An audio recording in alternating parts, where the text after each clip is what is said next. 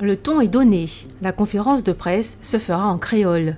La 7e édition de Créole en mouvement s'annonce plus riche que les éditions précédentes. Séminaires, soirées culturelles et culinaires, expositions et autres ateliers viendront rythmer le mois du créole aux 4 coins de la Guadeloupe. Cette année, le nombre de partenaires du conseil départemental a augmenté. Nous travaillons avec la commune, nous travaillons avec l'école, nous travaillons avec l'association. Nous travaillons aussi dans la pour la première fois avec le conseil régional qui a bonne force là pour l'édition là, c'est encore plus belle. Et puis, c'est 11e édition, après c'est bon la 6e. Avant, ça a déjà fait un seul côté, c'était Sainte-Rose, la Ramée, et l'année la salle qui a fait 4 côtés dans ces communautés d'Aglola, justement pour permettre à tout le monde Guadeloupe de venir participer à l'édition après le mouvement de la salle. Cette édition s'articule autour d'une réflexion sur les ressemblances et les différences entre les pays de la Caraïbe.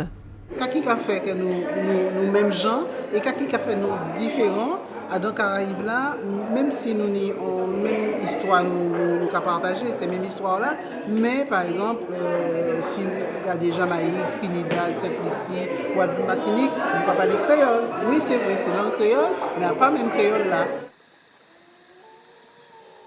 Pendant l'esclavage, nèg pas ni droit réuni koyo.